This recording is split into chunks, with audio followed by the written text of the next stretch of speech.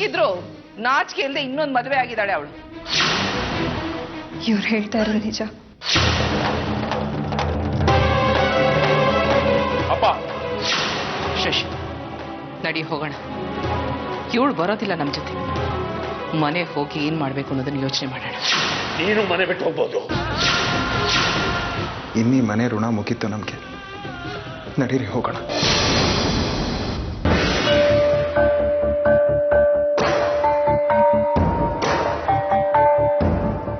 ನೋಡಿದ್ರಣ್ಣ, ಎಂಥ ಮಾಯಗಾತಿ ಇವಳು. ಎಲ್ಲ ವಿಷಯ ನಮ್ಮಿಂದ ಮುಚ್ಚಿಟ್ಬಿಟ್ಲು ನೋಡಿ. ಆ ಶಕುಂತ್ಲ ಅವ್ರು ಬಂದು ಹೇಳ್ದೇ ಇದ್ರೆ ನಮ್ಗೆ ಯಾವತ್ತೂ ವಿಷಯ ಗೊತ್ತಾಗ್ತಾನೆ ಇರ್ಲಿಲ್ಲ. ಇವಳು ನಮ್ಮ ಮನೇಲಿ ಆರಾಮಾಗಿ ಮಜಾ ಮಾಡ್ಕೊಂಡು ಇದ್ಕೊಂಡು ಬೇಕಾದಾಗೆಲ್ಲ ಅಮ್ಮನ ಮನೆ ಅಂತ ನೆಪ ಹೇಳ್ಕೊಂಡು ಹಳೆ ಗಂಡನ ಜೊತೆ ಚಕ್ಕಂದ ಆಡ್ಕೊಂಡು ಬಂದಿರೋಳು. ಈಗೆಲ್ಲ ಸತ್ಯ ಗೊತ್ತಾಗಿ ಅವಳು ಬಣ್ಣ ಬಯಲಾಯ್ತಲ್ಲ, ಅದಕ್ಕೆ ತಪ್ಪಾಯ್ತು ಕ್ಷಮಿಸಿ ಕ್ಷಮಿಸಿ ಅಂತ ಬೇಡ್ಕೊಳ್ಳೋ ನಾಟಕ ಆಡ್ತಿದ್ದಾಳೆ. ಅಹಲ್ಯ, ಸ್ವಲ್ಪ ಸುಮ್ಮನೆ ಇರ್ತೀಯಾ? ನನಗ್ ಗೊತ್ತಾಗತ್ತಣ್ಣ ನಿಮ್ಗೆ ಎಷ್ಟು ಬೇಜಾರಾಗಿದೆ ಅಂತ. ಈ ಆರ್ತಿ ನೋಡಿ ನಮ್ಗೆಲ್ಲ ಎಂಥ ನಂಬಿಕೆ ದ್ರೋಹ ಮಾಡ್ಬಿಟ್ಲು. ಅಹಲ್ಯ, ನೀನ್ ಸ್ವಲ್ಪ ಸುಮ್ಮನೆ ಇರ್ತೀಯಾ? ಉರಿತಾ ಇರೋ ಬೆಂಕಿ ತುಪ್ಪ ಸುರಿಬೇಡ. ನೀನ್ ಒಬ್ಬಳು ಸುಮ್ಮನೆ ಇದ್ರೆ ಮನೇಲಿ ಎಲ್ಲಾರು ಶಾಂತವಾಗಿರ್ತಾರೆ.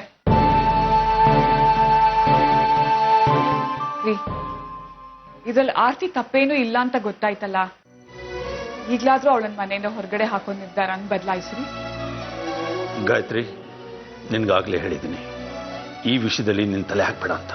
ರೀ, ಸ್ವಲ್ಪ ಯೋಚನೆ ಮಾಡಿ. ಆರ್ತಿನ ಇವಾಗ ಮನೆಯಿಂದ ಹೊರಗಡೆ ಕಳ್ಸಿದ್ರೆ ಜೊತೆಲಿ ನಮ್ ಸೂರ್ಯನೂ ಹೋಗ್ತಾನೆ. ಆರ್ತಿ ನಮ್ಮ ಮನೆ ಸೊಸೆ, ಅವಳು ನಮ್ ಸೂರ್ಯನ್ ಮಗು ತಾಯಿ ಆಗ್ತಿದ್ದಾಳೆ. ಇಂಥ ಸಮಯದಲ್ಲಿ ನಾವು ಆರ್ತಿನ ಮನೆಯಿಂದ ಹೊರಗಡೆ ಹಾಕಿದ್ರೆ ನೋಡಿದ ಜನ ನಗಲ್ವಾ? ನಮ್ಮ ಮರ್ಯಾದೆನೇ ಅಲ್ವಾ ಹೋಗೋದು?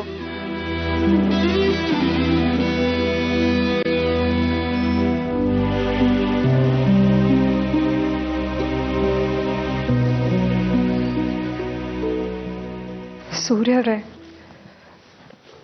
ನೀವು ಅಪ್ಪ ಅಮ್ಮನ ಮನಸ್ಸನ್ನ ನೋಯಿಸ್ತಾ ಇದ್ದೀರಾ. ತಪ್ಪು ಮಾಡಿರೋದು ನಾನು, ಶಿಕ್ಷೆ ಅನುಭವಿಸ್ಬೇಕಾದಳು ನಾನೇ. ನನಗೋಸ್ಕರ ನೀವು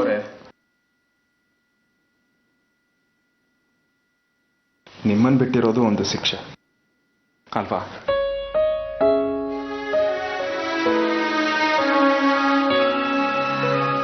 ಈ ಮನೆ ಬಿಡಬೇಕು, ಅಪ್ಪ ಅಮ್ಮನ ಮನ್ಸು ನೋಯಿಸ್ತಾ ಇದ್ದೀನಿ ಅಂತ ನನಗೂ ದುಃಖ ಆಗ್ತಿದೆ.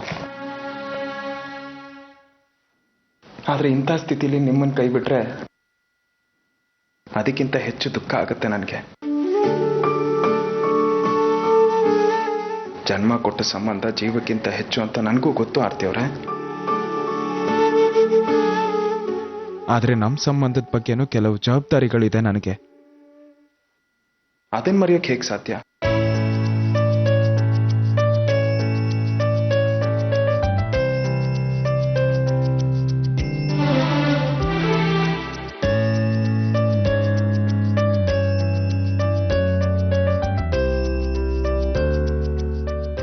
ಇಬ್ರು ಸೇರಿ ಮಕ್ಕಳಿಗೆ ಅಪ್ಪ ಅಮ್ಮನ ಪ್ರೀತಿ ಕೊಡೋಣ. ಏನೇ ಆದ್ರೂ ನೀವು ನನ್ನ ಜೊತೆಗೆ ಇರ್ತೀನಿ ಅಂತ ನನಗೆ ಮಾತು ಕೊಡಿ, ಅಷ್ಟು ಸಾಕು.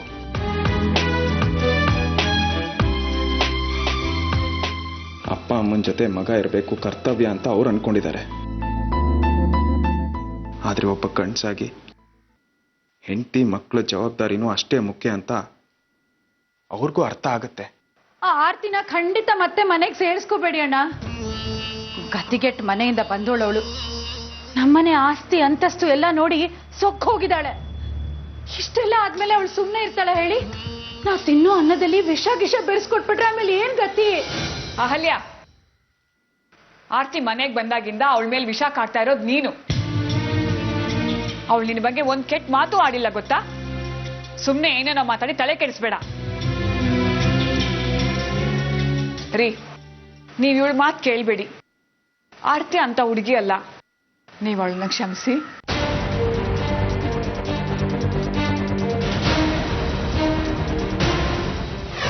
ನನಗೆ ನಿನ್ನ ಬಗ್ಗೆ ನಿಜ ಗೊತ್ತಾದಾಗ ನಿಮ್ಮ ಮೇಲೆ ಬೇಜಾರಾಗಿ ಕೋಪ ಬಂದಿತ್ತು ನಿಜ. ನಿಮ್ಮಿ ಮದುವೆ ಒಂದು ಒಪ್ಪಂದ ಅಂತ ಅನ್ಕೊಂಡ್ಬಿಟ್ಟಿದ್ದೆ. ಆದ್ರೆ ನಾನು ಅನ್ಕೊಂಡಿದ್ದು ತಪ್ಪು. ನಿಮ್ಮಿ ಅಸಹಾಯಕತೆ ನನಗೆ ಅರ್ಥನೇ ಆಗ್ಲಿಲ್ಲ ಆರ್ತಿಯವ್ರೆ. ನಿಮ್ಮಿ ಪ್ರೀತಿ ಒಂದು ಸಮಯ ಸಾಧನೆ ಅಂತ ಅನ್ಕೊಂಡ್ಬಿಟ್ಟಿದ್ದೆ.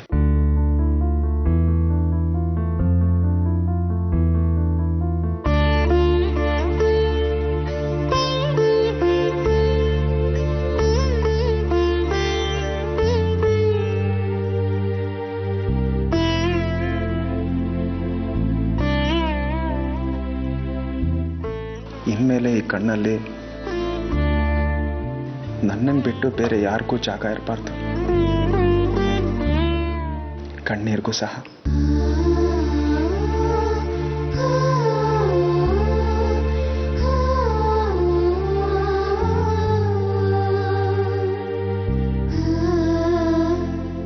ಇವತ್ತು ನನ್ನ ಅದೃಷ್ಟದ ಬಾಗಿಲು ತೆಗೆದಿದೆ ಸೂರ್ಯ ಅವರೇ. ನನ್ನ ಪ್ರೀತಿಸಿದವರು ನನ್ನ ಅಸಹಾಯಕತೆನ ಅರ್ಥ ಮಾಡಿಕೊಂಡು ನನ್ನನ್ನು ಕ್ಷಮಿಸಿದ್ದಾರೆ ಅಂದ್ರೆ ನನ್ನ ಕೈಲಿ ನಂಬೋಕೆ ಆಗ್ತಾ ಇಲ್ಲ. ಜೊತೆಗೆ ಹೃದಯದಲ್ಲಿ ಜಾಗ ಕೂಡ ಕೊಟ್ಟಿದ್ದೀರಾ. ಇವತ್ತು ನನಗೆ ಸಾವು ಬಂದ್ರು ನಾನು ಅದಕ್ಕೆ ಹೆದರೋದಿಲ್ಲ. ನಾನು ನಿಮ್ಮ ಹತ್ರ ಒಂದು ಮಾತು ಕೇಳ್ತೀನಿ, ಹೇಳ್ತೀರಾ ಪ್ಲೀಸ್? ಹೇಳಿ.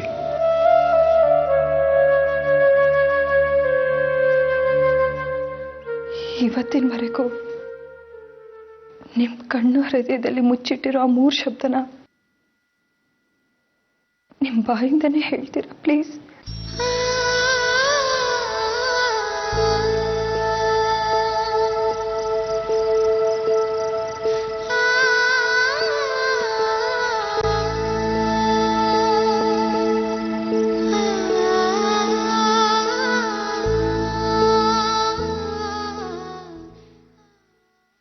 I love you, Article. I love you, Article. I love you, Article.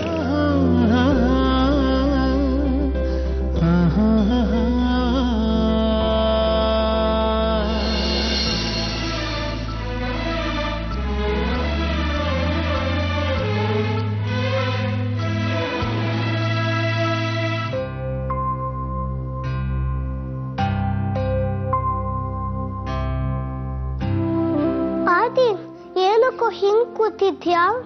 ನೋಡು ಮನೆಯಲ್ಲಿ ಎಷ್ಟು ಜಗಳ ಆಡ್ತಾ ಇದಾರೆ ಅಂತ. ತಾತ ಅಮ್ಮನ್ನ ಮನೆ ಬಿಟ್ಟು ಹೋಗು ಅಂತ ಇದಾರೆ. ಅಮ್ಮ ಏನ್ ತಪ್ಪು ಮಾಡಿದ್ರು? ನಂಗೂ ಗೊತ್ತಿಲ್ಲ. ನಿಂಗನಾರು ಅರ್ಥ ಆಯ್ತಾ? ಇಲ್ಲ, ನಂಗೂ ಏನು ಅರ್ಥ ಆಗ್ಲಿಲ್ಲ. ಅಮ್ಮ ಮನೆ ಬಿಟ್ಟು ಹೋದ್ರೆ ನಮ್ಮ ನೋಡ್ಕೋದವ್ರು ಯಾರು? ನಮಗ್ ಸ್ಕೂಲಿಗೆ ಕಳ್ಸೋದು ಯಾರು? ನಂಗೂ ಏನೂ ಅರ್ಥ ಆಗ್ತಾ ಇಲ್ಲ. ಅಮ್ಮ ಒಬ್ರೇ ಹೋಗ್ತಾರೋ ಅಥವಾ ನಾವು ಅವ್ರ ಜೊತೆ ಹೋಗ್ಬೇಕು ಅಂತ. ಎಲ್ಲ ಹೊಸಾಜಿಯಿಂದಾನೇ ಆಗಿದ್ದು. ಆ ಹೊಸಾಜಿ ತಾತನ ಹತ್ರ ಅಮ್ಮನ ಬಗ್ಗೆ ಕಂಪ್ಲೇಂಟ್ ಹೇಳಿದ್ರು. ತಾತ ಅಮ್ಮಂಗೆ ಮನೆ ಬಿಟ್ಟು ಹೋಗು ಅಂದ್ರು.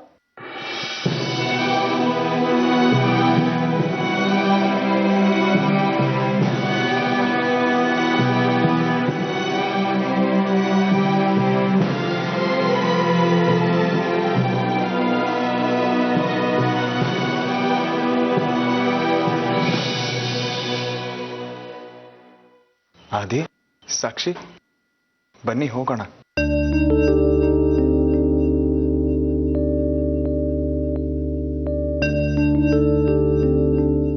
ಅಪ್ಪ, ನಾವೆಲ್ಲಿಗೆ ಹೋಗ್ತಾ ಇದೀವಿ?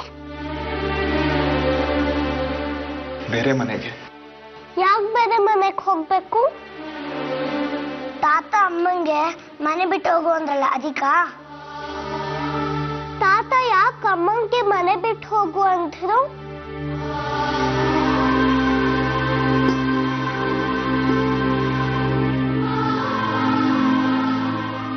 ಆದಿ, ಸಾಕ್ಷಿ, ನಾವು 4 ಜನ ಹಳ್ಳಿ ಮನೆಗೆ ಹೋಗಿದ್ವಲ್ಲ, ಅವಾಗ ಎಷ್ಟು ಮಜಾ ಇತ್ತು ಅಲ್ವಾ? ಅದಕ್ಕೆ ಈ ಸತಿ ಇದೇ ಊರಲ್ಲೇ ಬೇರೆ ಮನೆಗೆ ಹೋಗೋಣ, ಅಲ್ಲಿ ತುಂಬ ಮಜಾ ಮಾಡೋಣ. ಹಾಂ, ಪ್ರಶ್ನೆ ಕೇಳಿದ್ ಸಾಕು, ಹೊರಡೋಣ.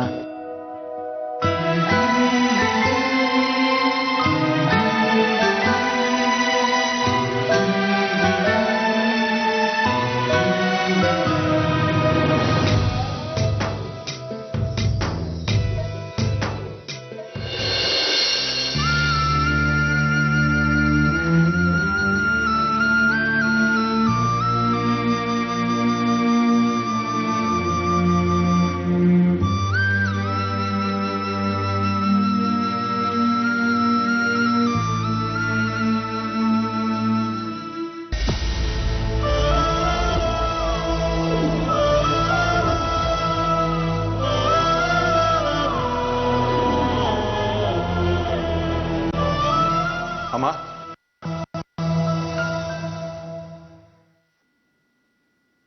ನಾವಿನ್ನು ಹೊಡ್ತೀವಮ್ಮ. ಈ ಮನೇಲಿ ಯಾರಿಗಾದ್ರೂ ಮನ್ಸಿಗೆ ನೋಯಿಸಿದ್ರೆ ನಮ್ಮನ್ನು ಕ್ಷಮಿಸಿ. ಸೂರ್ಯ, ಏನೋ ಇದು? ಅಪ್ಪ ಏನೋ ಒಂದ್ ಮಾತಂದ್ರು ಅಂತ ಮನೆ ಬಿಟ್ಬಿಟ್ಟು ಹೊಟ್ಟೋಗದ? ನನಗೆ ಬಿಟ್ಬಿಟ್ಟಿರಕ್ಕಾಗಲ್ಲ ಕಣೋ. ನಾನು ಅಪ್ಪನ ಹತ್ರ ಮಾತಾಡ್ತೀನಿ. ಬೇಡಮ್ಮ, ನನ್ನಿಂದ ನೀವು ಅಪ್ಪನ ಹತ್ರ ಬಯಸ್ಕೊಳ್ಳೋದು ನನಗಿಷ್ಟ ಇಲ್ಲ. ನಾವೇನ್ ಬೇರೆ ಊರಲ್ಲಿ ಇರ್ತೀವ? ಇದೇ ಊರಲ್ಲೇ ಇರ್ತೀವಿ. ನಿಮಗ್ ನನ್ನ ನೋಡ್ಬೇಕು ಅನ್ಸ್ದಾಗ ಸಂತೋಷದಿಂದ ಬನ್ನಿ, ಇಲ್ಲಾಂದ್ರೆ ಒಂದು ಫೋನ್ ಮಾಡಿದ್ರೆ ಸಾಕುಮ್ಮ. ಬೇಡ ಸೂರ್ಯ, ಆರ್ತಿ ಮಗುವಿನ ತಾಯಿ ಆಗ್ತಿದ್ದಾಳೆ. ಇಂಥ ಸಮಯದಲ್ಲಿ ಅವಳು ಒಬ್ಳೇ ಇರೋದು ಒಳ್ಳೇದಲ್ಲ. ಇರು ಅಮ್ಮ. ರೀ, ಅಲ್ಲಿ ನೋಡ್ರಿ, ಸೂರ್ಯ ಆರ್ತಿ ಎಲ್ಲ ಮನೆ ಬಿಟ್ಬಿಟ್ಟು ಹೋಗ್ತಾ ಇದ್ದಾರೆ. ಹೇಳಿ ಅವರಿಗೆಲ್ಲೂ ಹೋಗ್ಬೇಡ, ಇಲ್ಲೇ ಇರಿ ಅಂತ.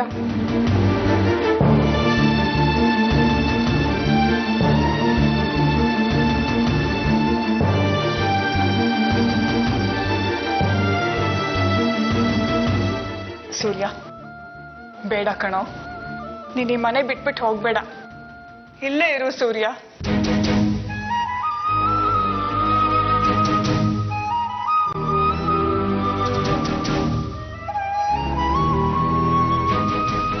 ಸೂರ್ಯ, ನಿಂತ್ಕೋ.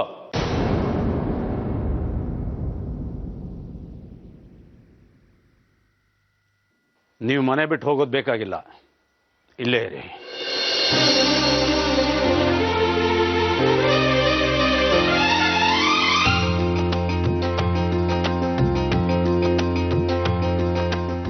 ಸಾಕ್ಷಿ ತಾತ ನಮ್ಮನ್ನ ಇದೇ ಮನೆಯಲ್ಲಿರೋಕೆ ಹೇಳಿದ್ರು.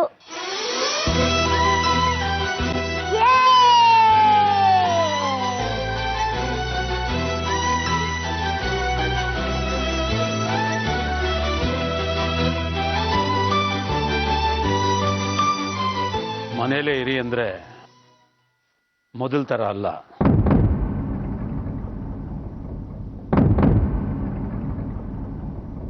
ನಿಮ್ಮ ಸಂಸಾರಕ್ಕೂ ಈ ಮನೆಯವ್ರಿಗೂ ಯಾವುದೇ ಸಂಬಂಧ ಇರೋಲ್ಲ. ಈ ಮನೇಲಿ ಯಾವುದಾದ್ರೂ ಒಂದು ಭಾಗದಲ್ಲಿ ನೀವಿರ್ಬೋದು, ಬಾಡಿಗೆಯವ್ರ ಥರ. ನಿಮ್ಮ ಊಟ ತಿಂಡಿ ವ್ಯವಸ್ಥೆ ನೀವೇ ಮಾಡ್ಕೋಬೇಕು. ಇದಕ್ಕೆ ಒಪ್ಪಿಗೆ ಇದ್ರೆ ನೀವಿರ್ಬೋದು. ರೀ,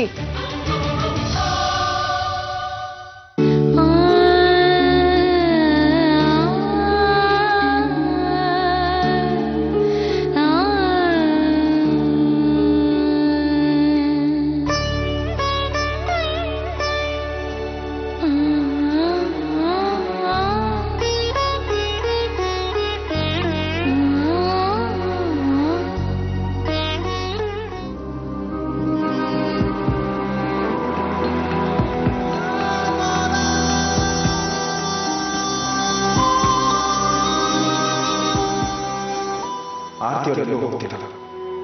ಅವ್ರ ಮನೆ ಸೊಸೆ ಇದೇ ಮನೆಯಲ್ಲಿ ನನ್ನ ಜೊತೆ ಇರ್ತಾರೆ.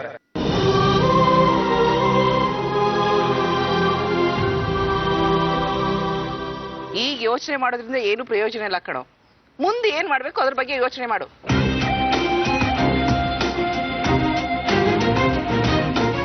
ನನಗೆ ಒಂದೇ ಒಂದು ಅವಕಾಶ ಕೊಡಿ. ಆರ್ತಿ ಹತ್ರ ನಾ ಒಂದೇ ಒಂದ್ಸಲಿ ಮಾತಾಡಬೇಕು. ಇಷ್ಟೆಲ್ಲ ರಾದಂತಾದ್ಮೇಲೆ ಅವಳು ನಮ್ಮ ಜೊತೆ ಬರ್ತಾಳೆ ಅನ್ಕೊಂಡೆ. ಅಷ್ಟೆಲ್ಲ ಸೂರ್ಯ ಬಂದು ಎಲ್ಲ ಹಾಳು ಮಾಡ್ಬಿಟ್ಟ. ಅವ್ನು ಆಡ್ತಿದ್ ನೋಡಿದ್ರೆ ಅವಳೇ ನಮ್ ಜೊತೆ ಬರ್ತೀನಿ ಅಂದ್ರೆ ಅವ್ನು ಬಿಡಲ್ಲ ಅನ್ಸುತ್ತೆ. ಅವಳ ಬಗ್ಗೆ ಯೋಚನೆ ಮಾಡೋದು ವ್ಯಕ್ತ ಕಣೋ. ಇಷ್ಟ ದಿನ ಅವ್ಳು ತಲೆ ಕಟ್ರೆ ಆಗ್ತಿರ್ಲಿಲ್ಲ ಅವನ್ಗೆ. ಈಗೇನು ಇದ್ದಕ್ಕಿದ್ದಾಗೆ ಪ್ರೀತಿ ಉಕ್ಕಿ ಹರಿಹಿಟ್ಟಿದೆ. ಕಷ್ಟದಲ್ಲಿ ಯಾರ ಜೊತೆಲಿ ಇರ್ತಾರೋ ಅವರೇ ನಿಜವಾದ ಸಂಗಾತಿ.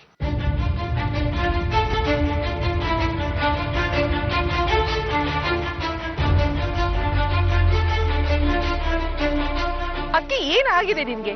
ಯಾಕೆ ಹೀಗೆಲ್ಲ ಮಾತಾಡ್ತಿದ್ಯಾ ನೀನು? ಶಕು, ನೀನ್ ನನ್ಗೆ ಎಷ್ಟು ಬೈದ್ರೂ ಪರವಾಗಿಲ್ಲ.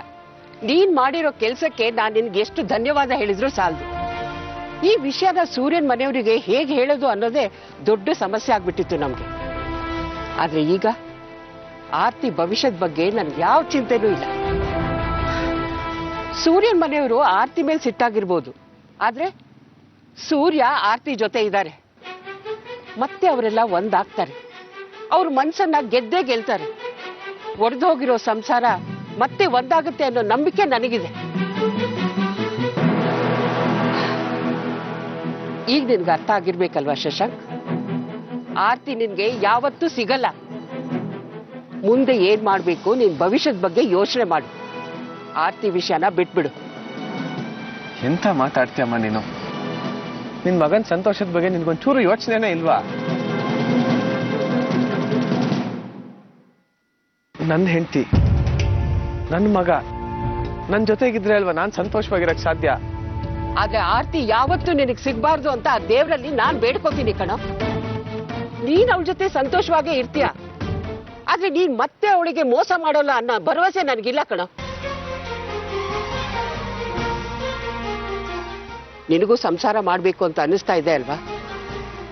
ಮುಂದಿನ ಜೀವನ ಒಂಟಿಯಾಗಿ ಕಳಿಯೋದು ಕಷ್ಟನೇ. ಒಂದ್ ಕೆಲ್ಸ ಮಾಡು, ನೀನ್ ಆ ಹುಡುಗಿ ಜೊತೆಲಿ ಇದೆಯಲ್ವಾ, ಅವಳನ್ನ ಕರ್ಕೊಂಡ್ ಬಂದು ಮತ್ತೆ ಅವಳ ಜೊತೆ ಸಂಸಾರ ಮಾಡು.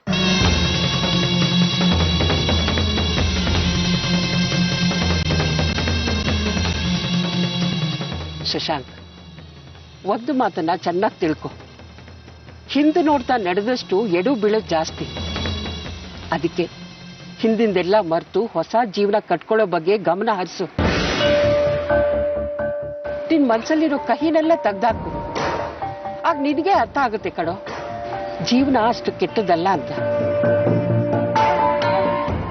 ನಾವೇನ್ ನಿನ್ ವೈರಿಗಳಲ್ಲ ಕಣೋ, ನಿನ್ನ ಒಳ್ಳೇದಕ್ಕೆ ಹೇಳ್ತಾ ಇರೋದು. ನಿನಗೆ ಆ ಹುಡುಗಿ ಬೇಡ ಅಂದ್ರೆ ಬೇರೆ ಒಳ್ಳೆ ಹುಡುಗಿನ ತಂದು ಮದುವೆ ಮಾಡಿಸ್ತೀನಿ. ಆದ್ರೆ ಮತ್ತೆ ನೀನು ಆರ್ತಿ ತಂಟೆಗೆ ಬರಬಾರ್ದು. ನೀನು ಅಷ್ಟೇ ಶಕ್ಕು, ಇವ್ರಿಗೆ ಏನೇನೋ ಹೇಳ್ಕೊಟ್ಟು ಇವನ್ ತಲೆ ಕೆಡ್ಸ್ಬೇಡ. ಆರ್ತಿ ಜೀವನದಲ್ಲಿ ಮತ್ತೆ ಬಿರುಗಾಳಿ ಎಬ್ಬಿಸ್ಬೇಡ.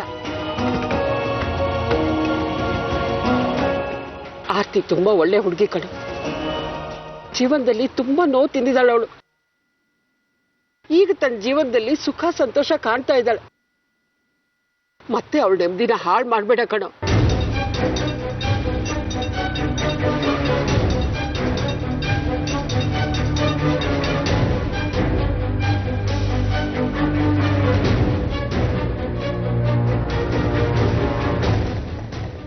ನಿಮ್ಮ ಅಮ್ಮನ ಮಾತಿಗೆ ಮರಳಾಗ್ಬೇಡ ಶಶು. ನೀನ್ ಮೇಲ್ ಕಿಂಚಿತ್ತಾದ್ರೂ ಪ್ರೀತಿ ಇದ್ದಿದ್ರೆ ಹೀಗೆ ಆರ್ತಿಗೆ ಇನ್ನೊಬ್ಬನ ಮದುವೆ ಮಾಡಿ ಸಾಗಾಗ್ತಿರ್ಲಿಲ್ಲ. ನೀನ್ ಬರೋವರೆಗೂ ಅವಳನ್ನ ಕಟ್ ಹಾಕ್ತಿದ್ರು. ಆಗ ಅಧಿಕಾರಕ್ಕೋಸ್ಕರ ಇನ್ನೊಬ್ಬರ ಮುಂದೆ ಹೀಗೆ ಕೈ ಚಾಚ್ಬೇಕು ನೀನು.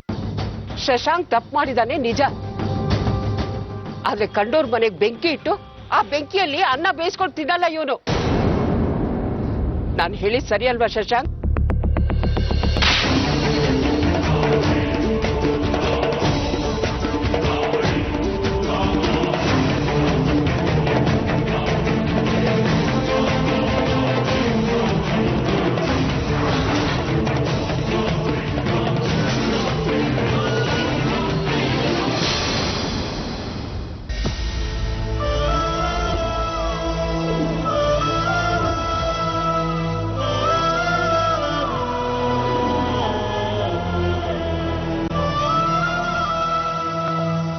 ನಾವ್ ಈ ರೂಮಲ್ಲಿ ಇರ್ತೀವ? ಈ ರೂಮಲ್ಲಿ ಏನು ಇಲ್ವೇ ಇಲ್ಲ. ಆದಿತ್ಯ, ಹಾಗೆಲ್ಲ ಮಾತಾಡಬಾರ್ದು ಪುಟ. ನೋಡು, ಇರೋದ್ರಲ್ಲೇ ಸಂತೋಷವಾಗಿರೋದನ್ನ ಕಲಿಬೇಕು. ನಾನು ಸಾಕ್ಷಿ ಓದೋದಲ್ಲಿ ಇಲ್ಲೇ ಮಂಚದ ಮೇಲೆ. ಮತ್ತೆ ಮಲ್ಕೊಳ್ಳೋದು? ಓದ್ ಮುಗಿದ್ಮೇಲೆ. ಓ, ಮತ್ತೆ ಆಟ ಆಡೋದು? ಲಾನ್ನಲ್ಲಿ. ಮನೆ ಹೊರಗಡೆ ಆಟ ಆಡೋಂಗಿಲ್ವಾ? ಈ ರೂಮ್ನಲ್ಲಿ ಆಟ ಆಡ್ಬೋದು. ಇಲ್ಲ, ಇಲ್ಲಿ ಓಡಾಡಕ್ಕೆ ಜಾಗ ಇಲ್ಲ, ಆಟ ಆಡೋದೇನು? ಅಮ್ಮ, ನಮಗೆ ಯಾಕೆ ಪನಿಷ್ಮೆಂಟು? ಅಮ್ಮ ತಪ್ಪು ಮಾಡಿದಾಳಲ್ಲ ಪುಟ್ಟ, ಅದಕ್ಕೆ. ನೀವ್ ತಪ್ಪು ಮಾಡಿದ್ರೆ ನಮಗೆ ನೀಕ್ ಪನಿಷ್ಮೆಂಟು? ಆದಿ,